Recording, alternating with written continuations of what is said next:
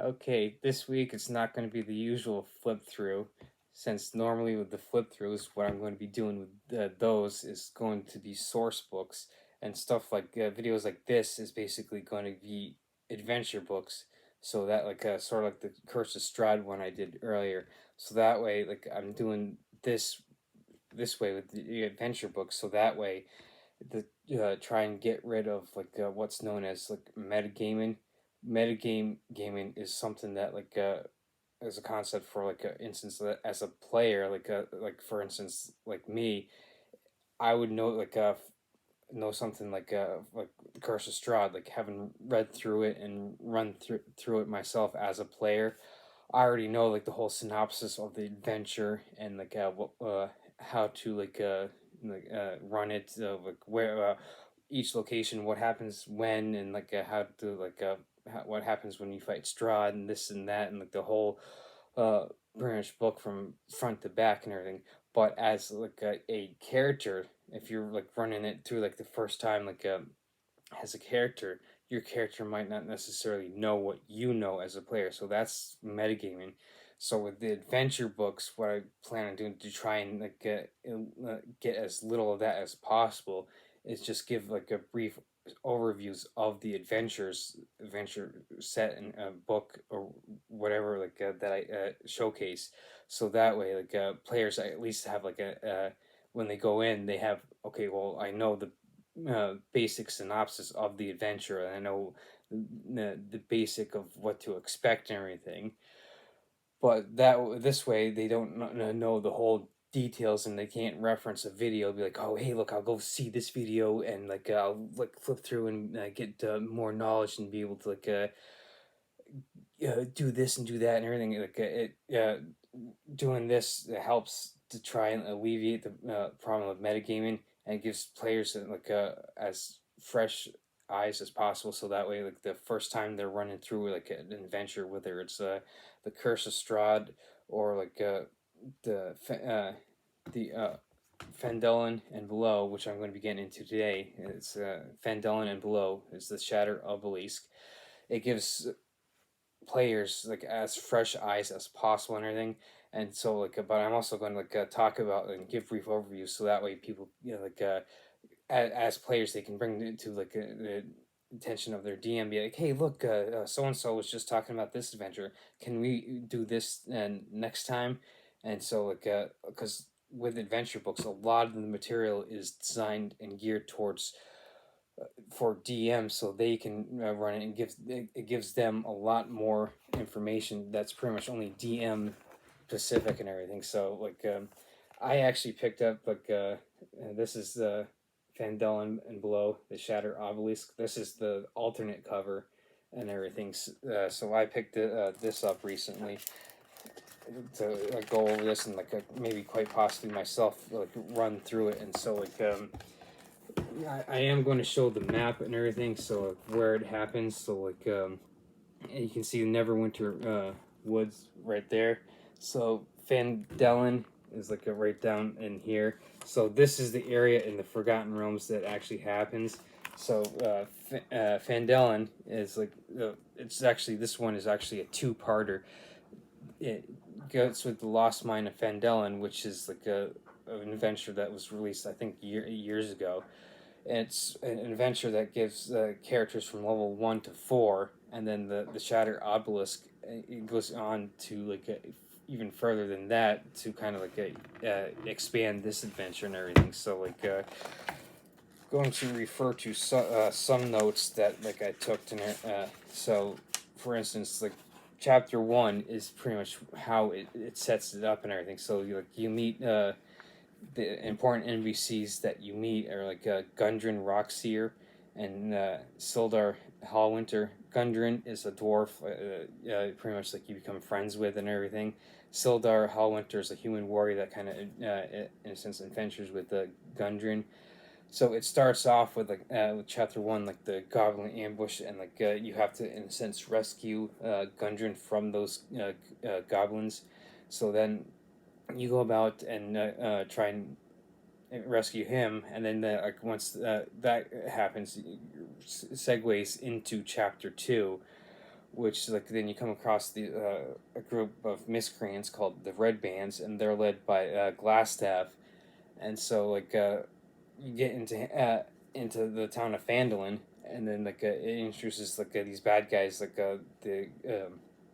the red bands like the goblins and everything. So now you have a catalyst to get the players involved in the town of Phandelver, and then you find that it's this group is led by Glassstaff, and then this kind of goes even deeper, and you find that he's connected with an NPC called the Spider, and so then this kind of in a sense segues into chapter 3, and so then you start exploring the surrounding area to and find out more information about this Spider character, and it delves even deeper. So it kind of gives you the sense of mystery. Like, okay, we were trying to find out what's happening in this area. Why did this group of called the Red Bands attack? And okay, this glass stuff. Like, okay, well, why is he taking orders from so and so? And you end up in chapter 3 with exploring the surrounding areas. You come across the lost mine of Phandelver, and so Phandelver, and so you delve into that and everything. So kind of like a good old classic dungeon crawl. So then you get into which leads directly into chapter 4, which you get into the actual mines, and then it goes and you go through that, and then this is where it kind of splinters. So you can kind of lead chapter 4 is kind of the first part of the Lost Mine of Phandelver, so it kind of ends here. So you could in a sense just run this part up to this point and run your characters through levels 1 through 4, but it does kind of give descriptions on what even more bad guys that kind of delve into the later chapters. You find out that mind flayers are behind it, and they're kind of worshiping this god called Ilvesh. I'm probably pronouncing that wrong, but people can correct me. It's Ilvash,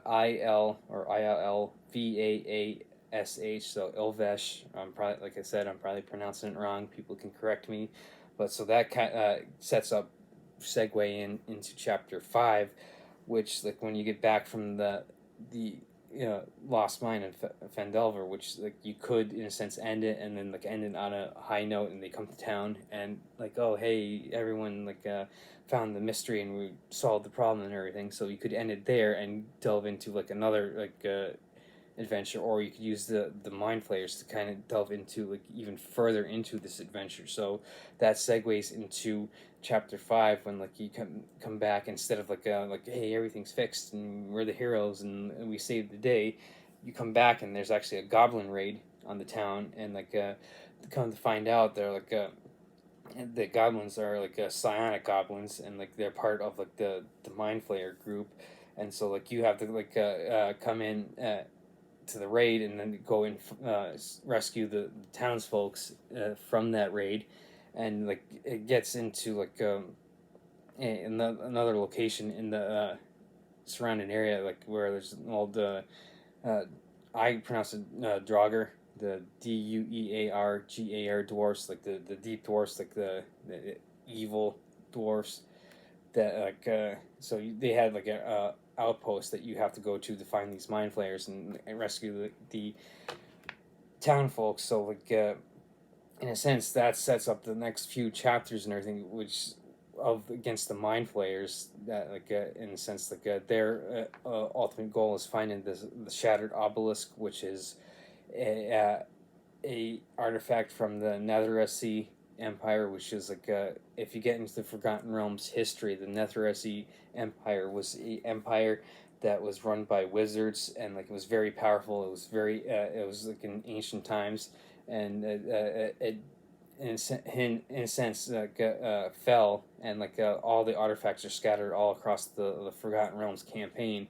So that in a sense could be a campaign in and of itself, where you are searching for lost Netheresi artifacts, which at the height of their empire, they were the top magic users, and they knew just almost all they could about magic use and everything. But that you could get into like the history and everything, and so using source books like the Adventurer's Guide, the Sword Coast, like previous iterations of the Forgotten Realm campaign set in with third edition, and so that's the one I was introduced with Forgotten Realms was the third edition, and I did play second edition way back in high school over 20 years ago, but with the friends and I that we were running campaigns, we kind of did our own world, our own campaign. So when I was first introduced to Forgotten Realms, and all this was with third edition when I was going through college a few years later. So,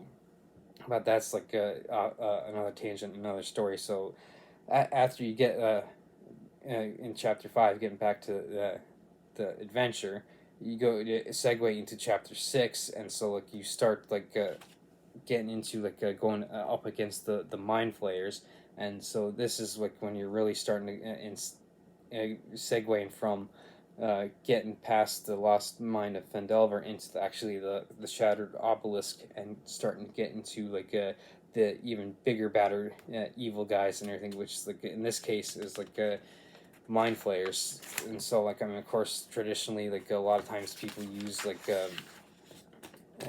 they use vampires, werewolves, or orcs, goblins, the usual. But this one is kind of cool in that they use mind flayers, which they use psionics instead of the traditional magic and everything. So, but this is just a cool idea that they use to kind of pit someone up against something that's not your usual villains, but it's still kind of a great monsters that you can go up against and everything. So, it chapter 6 then it segues into chapter 7 when you actually start to travel into what's called the far realm, the actual a realm of where the mind flayers are, and so in a sense chapter 7 is when you're starting to take the battle to the mind flayers themselves and everything. So then you're trying to also get the pieces of the shattered obelisk and trying to prevent the mind flayers from getting that.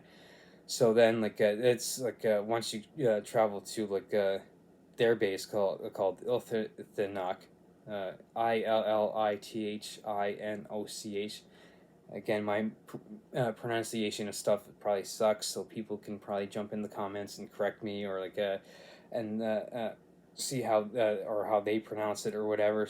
So again, this is chapter 7, basically taking the campaign to the mind flayers themselves. So chapter 8 is pretty much the one that kind of bridges the whole campaign together and kind of finishes off. So after taking the battle to the mind flayers and getting to their base that's called the Far Realm, you are actually going up against them, and then their demigod Ulvesh, and you actually battle him or her, or the god or goddess. So you could, in a sense, use some uh, uh, discretion and maybe make it a god or goddess, or maybe even just a demon, or you could use switch it around based on your campaign, how you feel fits best in your campaign and everything. But the way it was pretty much described, at least with my overview of it, it was you're going to get up against Ilvesh, who's a god, but you actually do battle with him, and kind of the whole climax is you defeat him and defeat the mind flayers, and you save the town of Phandelver. And so that's the whole concept of this adventure book. So this, like I said, is the actual alternate cover that I got and everything. So I saw that, and instead of getting the usual the typical cover, I had I'm going with the alternate one because that looks cooler.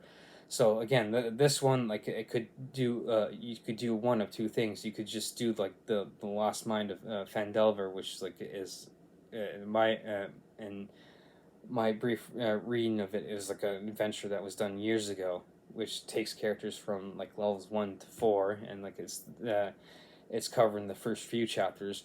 Or you could take it further on and expand the campaign, and the chapters explained with chapters 5, 6, 7, and 8. So You could run the whole campaign, or just like I said, just the Lost Mine and Phandelver. But like most of the adventures in the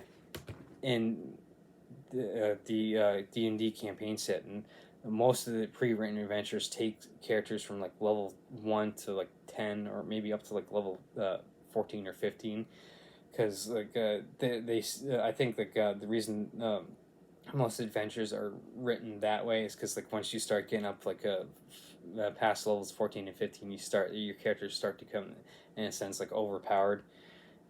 So I think that's why most like campaigns are written from like Curse of Strahd is like for characters to take them from level 1 to 10, and there's other ones that take them from levels 1 to 14. So eventually I'll be getting into more of the pre-made campaigns that you can use, and like the great thing about those, and especially stuff like this, is with it being pre-written, it takes a lot of legwork out for you as the DM. So like all you have to do is pop up the book, read through it, take notes and everything, so you can in a sense just grab and go for a campaign instead of having to do all the legwork and everything yourself, writing up all the NPCs, writing up all the bad guys, and writing up like all the flow of how the campaign's supposed to go. Like I said, it takes a lot of the legwork out for you as the DM, so you can, in a sense, grab and go. So this is the great thing about those adventure books. I'll keep showing this so that way people get a good idea of what at least the alternate cover looks like, and so of course back and everything. So it's great in that especially for starting groups and starting DMs, you can use these as a way to just kind of get yourself immersed into the actual D&D tabletop role playing game, and get an experience running campaigns and everything. So that way you could run this one, Curse of Strahd, and run two or three other ones. Get that experience, so you have a knowledge of how to do things, and then start making your own. Now, of course, that's not to say that you can't sit there and just start making your own from scratch like the first time you do. You have to find what works best for you and your group and everything. So are you running a campaign for a bunch of newbies, and you just want to get them introduced to the whole concept? So these are great for that. Or are you running a campaign with a bunch of veterans and everything that have been playing for years or decades? So you want to try something new with these pre-made ones, or do you want to go down the road of doing the whole legwork and everything? So it depends on each unique group and everything. So again, these are great in that it just basically you can just grab and go, and then kind of have your own campaign that you don't have to do a whole lot of legwork. So maybe you just another example would be you're just coming off a campaign that as a DM you wrote the whole world, and you're coming off a multi-year campaign. You just want to do something quick and easy, and that's where something like this comes in handy. So this is just another adventure book, just like the Curse of Strahd that I did in the previous video, that you can get into, that you can just I reiterate, you can just grab and go and use quickly. So and it's another great introductory one that you can get introduced to the Forgotten Realms campaign set. And so this one is all about Phandelver, the Lost Mine, the Shattered Obelisk, and so this one just recently came out. So definitely check this out. I think it would be something that would be worth getting into, especially if you're brand new to not just tabletop role playing games, but to the Forgotten Realms campaign set itself too. So definitely check this out and everything.